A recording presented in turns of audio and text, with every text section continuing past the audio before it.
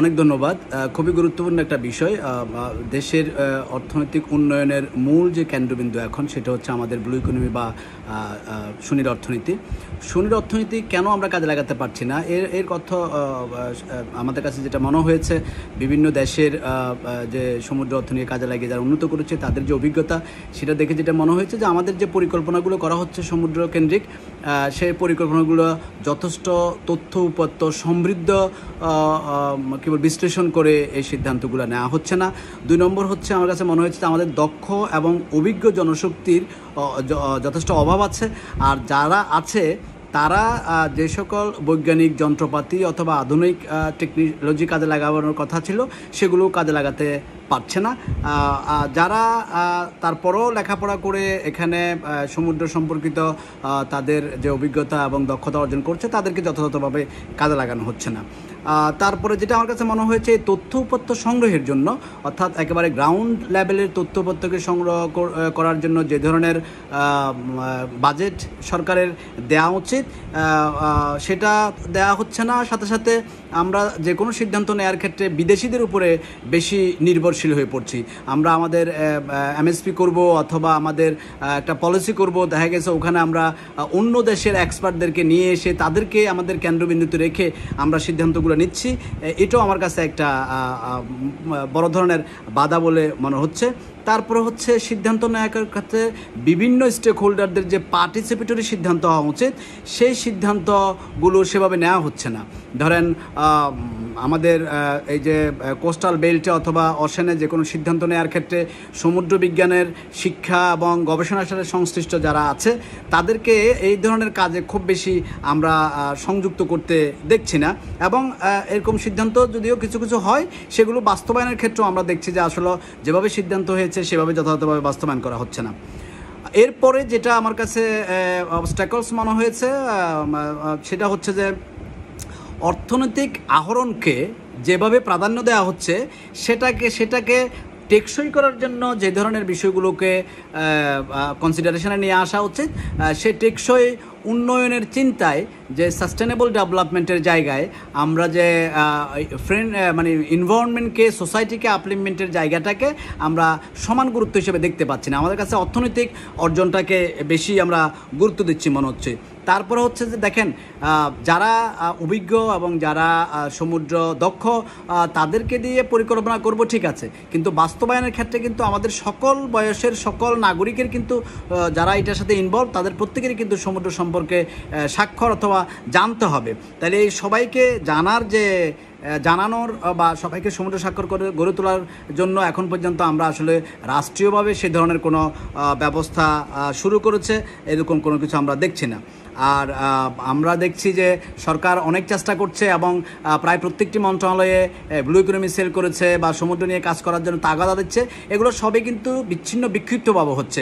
এই বিচ্ছিন্ন বিক্ষিপ্ততাটাও কিন্তু আমাদের সামনের দিকে এগিয়ে যাওয়ার ক্ষেত্রে বা এই যে অর্থনৈতিক উন্নয়ন টেকসই করার ক্ষেত্রে এক ধরনের বড় বাধা তৈরি হয়েছে। তারপর হচ্ছে যে এই সবগুলো উন্নয়ন অথবা পরিকল্পনা বিভিন্ন দপ্তর বা মন্ত্রণালয় বা বিভিন্ন জায়গায় তৈরি হচ্ছে, এই সবগুলোকে যে সমন্বয় করবে, কে সমন্বয় করবে? এই সমন্বয়কারী যে একটা কর্তৃপক্ষ থাকা দরকার। অর্থাৎ যেটা আমরা সহজে বলতে পারি যে আমাদের একটা সমুদ্র বিষয়ক মন্ত্রণালয় অথবা সমুদ্র বিষয়ক মন্ত্রণালয়ের প্রয়োজনে আমরা সংশ্লিষ্ট অন্য মন্ত্রণালয়কে সেখানে মার্চ করতে পারি।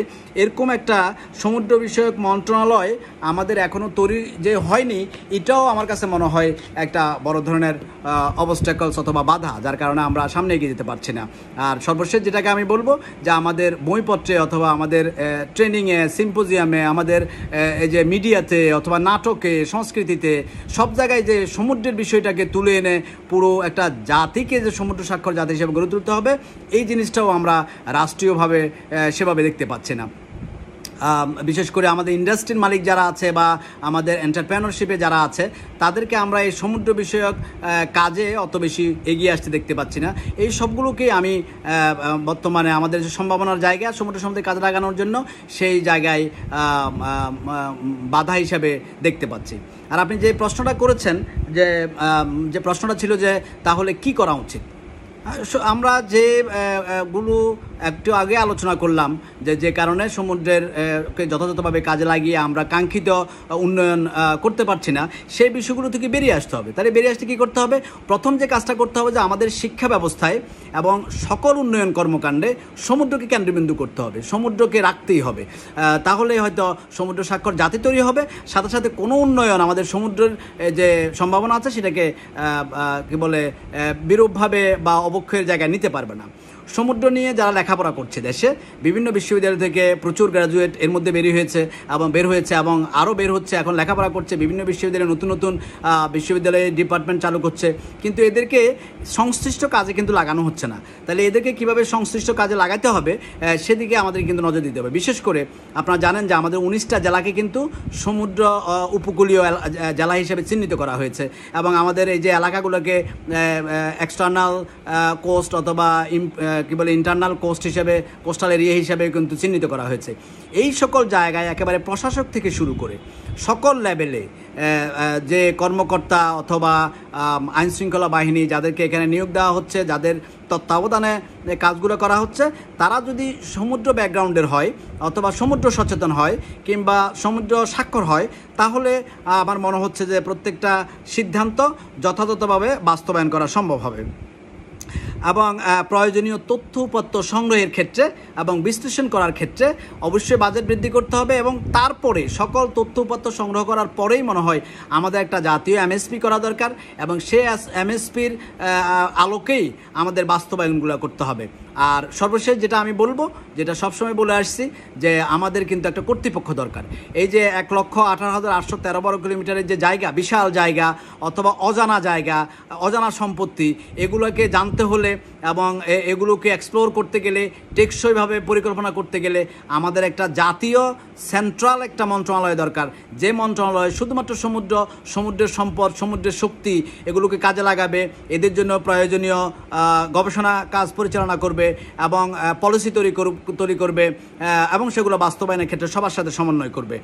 এই কাজগুলো যদি যথাযথভাবে করা সম্ভব হয়, যদি আমাদের স্কুল কলেজগুলোতে সমুদ্র বিজ্ঞান সম্পর্কিত বিষয়গুলোকে, এগুলোর সম্ভাবনার বিষয়গুলোকে এবং সারা পৃথিবীতে কিভাবে করা হচ্ছে সেগুলোকে যদি এখানে সংযুক্ত করা হয়, তাহলে এই ভবিষ্যতে আমরা সমুদ্রকে যথাযথ কাজে লাগিয়ে সমুদ্র সম্পদকে যথাযথভাবে আহরণ করে এবং টেকসই পরিকল্পনা অনুযায়ী বাস্তবায়ন করে একটা উন্নত সমৃদ্ধশালী বাংলাদেশ করতে পারবো। হয়তো 41-এর বাংলাদেশ সেজন্য অপেক্ষা করছে উন্নত বাংলাদেশ।